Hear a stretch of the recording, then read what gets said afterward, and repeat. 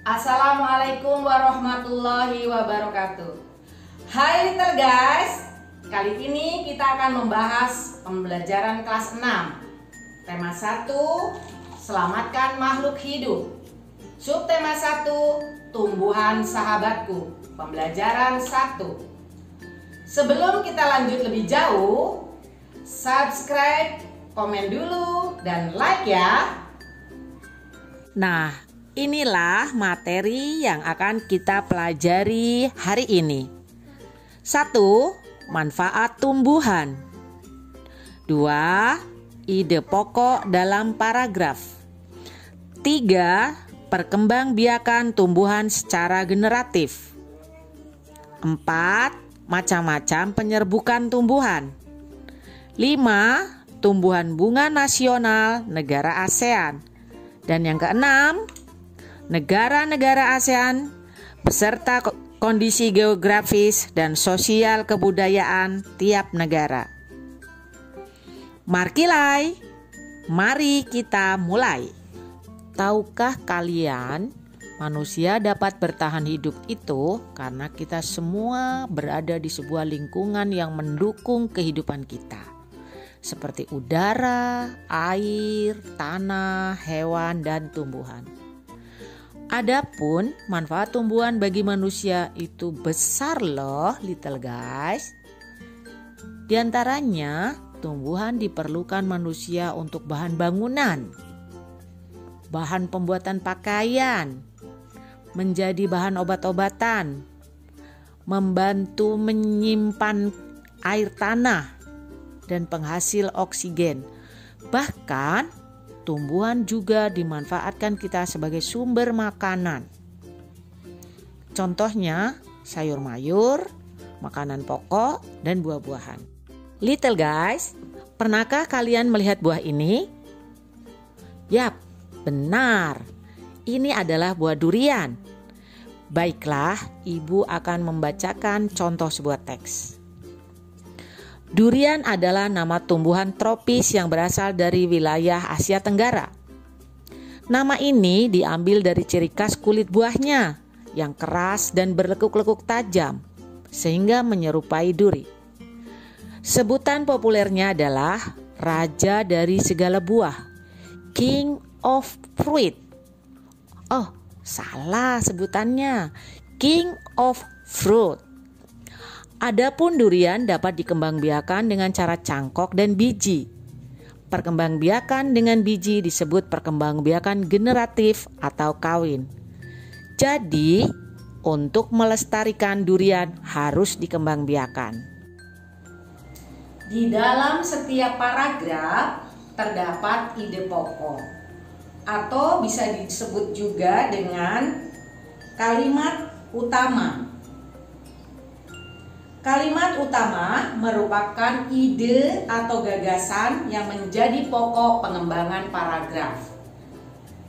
Ada nih 5 langkah untuk menentukan ide pokok dalam suatu paragraf. Yang pertama, baca seluruh paragraf dengan cermat. Cermati kalimat pertama hingga akhir. Yang ketiga, baca kalimat demi kalimat sampai ditemukan ide pokok. Dalam suatu paragraf biasanya terdapat di awal atau di akhir. Di awal atau di akhir paragraf. Tandai ide pokok tiap paragraf. Tandai info penting dalam paragraf. Nah, untuk teks durian yang tadi sudah ibu bacakan, ide pokoknya terdapat pada kalimat terakhir paragraf tersebut, yaitu untuk melestarikan durian harus dikembangbiakan. Nah, untuk selanjutnya kita akan membahas alat reproduksi tumbuhan. Utamanya alat reproduksi tumbuhan berbiji. Pada alat reproduksi tumbuhan berbiji yaitu bunga. Little guys, bunga itu dibedakan menjadi dua macam. Ada yang disebut dengan bunga sempurna atau bunga lengkap. Dan ada bunga tidak sempurna atau bunga tidak lengkap. Gambar berikut adalah bunga sepatu yang termasuk salah satu contoh jenis bunga lengkap atau bunga sempurna. Mari kita lihat satu persatu bagian dari bunga sepatu ini ya. Ada tangkai bunga, kelopak bunga, dasar bunga, bakal biji, mahkota bunga, benang sari, kepala sari, kepala putik, dan tangkai putik. Pada bunga terdapat alat reproduksi rangkap, yaitu ada kelamin jantan dan kelamin betina. Kelamin betinanya adalah putik, sedangkan alat kelamin jantan yaitu benang sari. Bagaimana sih proses perkembangbiakan secara generatif atau kawin? Yaitu dengan cara penyerbukan dan pembuahan. Mulai dari jatuhnya serbuk sari ke kepala putik, kemudian serbuk sari ini akan masuk ke ruang bakal biji. Di ruang bakal biji akan terjadi pembuahan yang menghasilkan zigot dan berkembang menjadi lembaga. Setelah itu akan menjadi bakal biji. Bakal biji ini selanjutnya berkembang menjadi biji dan bakal buah. Bakal buah akan berubah menjadi daging buah. Lembaga yang berada di dalam biji merupakan calon tumbuhan baru.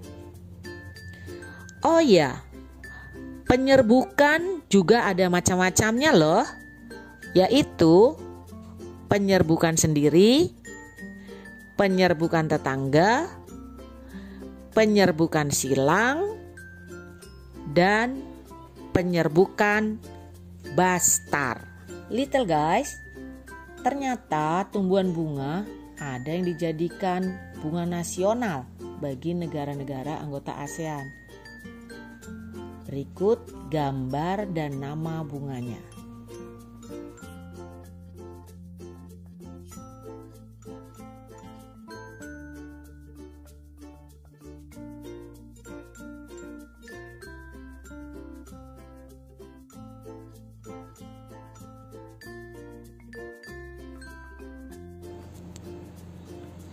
Setelah kita lihat bunga-bunga nasional negara ASEAN, mari kita mengenal sedikit lebih jauh tentang apa saja negara-negara anggota ASEAN. Hal yang mendasari terbentuknya ASEAN adalah adanya persamaan letak geografis dan kemiripan budaya serta kepentingan yang sama dalam memajukan pertumbuhan ekonomi, sosial budaya, juga menjaga kawasan. ASEAN berdiri pada tanggal 8 Agustus 1967 atas dasar Deklarasi Bangkok. Deklarasi Bangkok ditandatangani oleh 5 wakil dari 5 negara pelopor yang tergabung dalam Perbarak. Persatuan Bangsa-Bangsa Asia Tenggara. Adapun 5 wakil tokoh dari negara-negara pelopor adalah sebagai berikut. 1. Ada Malik, perwakilan Indonesia. 2. Tun Abdul Razak, perwakilan Malaysia. 3. Thanat Khoman, perwakilan Thailand. 4. S. Rajaratnam, perwakilan Singapura. Dan 5. Narciso Ramos, perwakilan Filipina.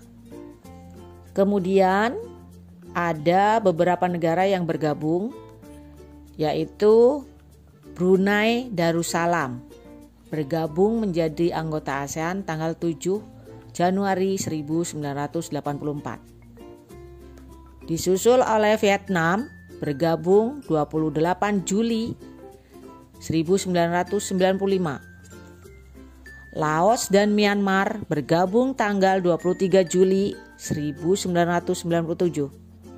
Kamboja bergabung tanggal 30 April 1999. Kondisi geografis Asia Tenggara. Letak geografis Asia Tenggara berada di antara 3 perairan, yaitu di sebelah utara Laut Cina, di sebelah barat Samudra Hindia dan Teluk Benggala, di sebelah timur Samudra Pasifik. Wilayah Asia Tenggara dibagi menjadi 2 daratan, yaitu 1.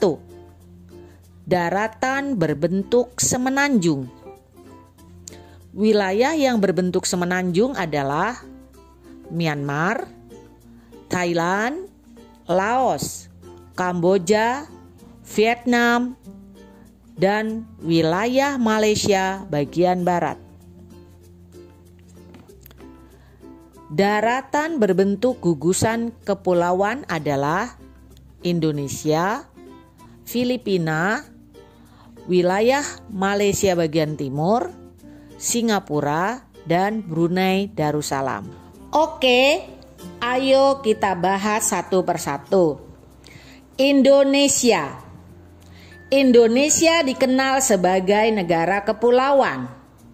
Wilayahnya terdiri atas pulau-pulau yang dikelilingi lautan. Indonesia terletak di antara 2 benua, yaitu benua Asia dan Australia. Antara 2 samudra, yaitu Samudra Hindia dan Pasifik. Antara 2 sabuk pegunungan, yaitu Sirkum Pasifik dan Sirkum Mediterania. Akibatnya, Indonesia banyak memiliki gunung dan pegunungan. Selain lautan yang luas, Indonesia juga memiliki sungai besar dan kecil serta danau. Penduduk Indonesia berjumlah 270.054.853 jiwa. Sensus 2018. Penduduknya menganut agama Islam terbesar: Katolik, Kristen, Hindu, Buddha, dan Konghucu. Penduduk Indonesia terdiri atas lebih dari 300 kelompok etnis. Kelompok terbanyak antara lain etnis Jawa, Sunda, Madura, Batak, dan Minangkabau. Setiap etnis memiliki warisan budaya masing-masing. Bahasa resmi negara adalah bahasa Indonesia. Namun, Indonesia mempunyai 721 bahasa daerah sebagai bahasa ibu dan bahasa sehari-hari. Malaysia. Wilayah Malaysia dipisahkan oleh Laut Tiongkok Selatan dan Selat Karimata. Wilayah barat terletak di Semenanjung Malaya, sedangkan wilayah timur terletak di Pulau Kalimantan. Wilayah Malaysia bagian timur sebagian besar berupa pegunungan. Wilayah bagian barat relatif beragam kenampakan alamnya, yaitu daratan, rawa, pantai, perbukitan, pegunungan. Sungai yang mengalir di Malaysia Barat adalah Sungai Pahang dan Sungai Perak. Sedangkan Sungai Rajang mengalir di Malaysia Timur. Jumlah penduduk Malaysia sebanyak 29.388.392 jiwa sensus 2013 yang terdiri atas etnis Melayu, Tionghoa, dan India. Sebagian besar penduduk menganut agama Islam. Bahasa resmi Malaysia Melayu. Bahasa Inggris, India, dan Mandarin digunakan sebagai bahasa sehari-hari. Berikutnya, Singapura. Hampir sebagian besar wilayah Singapura berupa dataran rendah. Sebelah barat merupakan daerah rawa dan perbukitan. Perbukitan dengan puncak Bukit Timah berada di bagian tengah. Bukit-bukit rendah berada di bagian barat laut dan selatan. Sungai yang mengalir di Singapura, Sungai Kranji dan Sungai Kalang. Jumlah penduduk Singapura adalah 5.460.302 jiwa. Sensus 2013. Sebagian besar penduduk beragama Buddha. Ada pula umat beragama Islam, Taoisme, Katolik, dan Hindu. Bahasa yang digunakan sebagai bahasa sehari-hari antara lain bahasa Mandarin, Melayu, Hokkien, dan India. Thailand. Pegunungan dan perbukitan berada di sebelah tenggara. Di bagian selatan terdapat Semenanjung Malaka. Di sebelah selatan pegunungan utara terdapat dataran rendah. Sungai Chao Phraya terletak di bagian tengah Thailand, merupakan dataran rendah yang subur. Di sebelah timur terdapat Sungai Mekong, merupakan perbatasan dengan negara Laos. Di bagian timur laut terdapat Plato Korat, merupakan wilayah kurang subur. Jumlah penduduk Thailand 67.448.120 jiwa. Sensus 2013. Sebagian besar penduduk Thailand merupakan etnis Thai. Sebagian besar penduduk beragama Buddha, bahasa resminya bahasa Thai. Filipina. Sebagian besar wilayah Filipina terdiri atas rangkaian pegunungan sirkumpasifik yang membagi Filipina menjadi dataran pantai barat dan timur yang sempit. Sungai di Filipina pendek, berarus deras, dan berkelok-kelok sehingga tidak dapat dilalui manusia. Jumlah penduduk Filipina adalah 102.624.209 jiwa. Sensus 2016. Terdiri dari etnik Tagalog, Ilocano, Cebuana, Hiligaynon, Ilonggo, Bicol, Waray, dan Bisaya. Sebagian besar beragama Katolik dengan bahasa resminya adalah Tagalog dan bahasa Inggris. Berikutnya, Brunei Darussalam. Seluruh daerah Brunei dikelilingi oleh daerah Sarawak, Malaysia Timur. Wilayahnya memiliki dataran rendah dan pantai berawa di bagian barat, perbukitan di bagian timur. Sungai terpanjang di Brunei adalah Sungai Belait. Jumlah penduduk Brunei 436.620 jiwa, sensus 2016. Terdiri atas etnis Melayu, Tionghoa, dan sebagian suku Dayak. Sebagian besar penduduknya menganut agama Islam. Bahasa resminya bahasa Melayu, namun bahasa keseharian penduduk ialah Mandarin dan bahasa Inggris. Vietnam.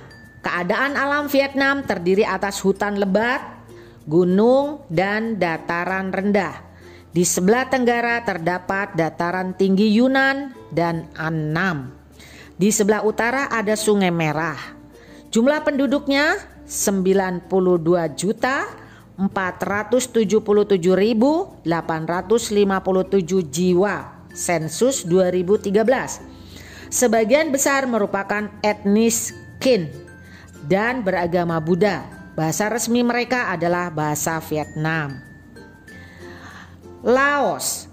Laos atau disebut juga sebagai The Landlocked Country tidak memiliki batas laut dan garis pantai karena dikelilingi daratan negara Tiongkok, Thailand, Vietnam, Kamboja. Wilayahnya bergunung-gunung dengan hutan tropis yang lebat. Dataran rendah hanya berada di selatan dan barat daya.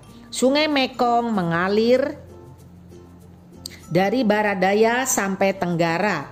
Daerah Sungai Mekong adalah area tersubur dan terdapat di Laos. Jumlah penduduknya 6.695.166 jiwa, sensus 2013. Sebagian besar etnis Lao menganut agama Buddha dengan bahasa resmi bahasa Lao. Bahasa lainnya adalah bahasa Inggris, Prancis, dan Thai. Myanmar. Keadaan alam Myanmar berupa dataran rendah hingga pegunungan. Pegunungannya bernama Arakan. Dataran rendahnya merupakan delta Sungai Irrawaddy dan Sitang. Di bagian selatan pesisir pantai berupa batu karang. Jumlah penduduknya 55.167.330 jiwa, sensus 2013.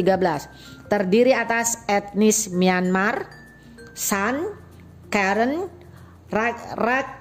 Rakhine, Tionghoa, India, dan Mon.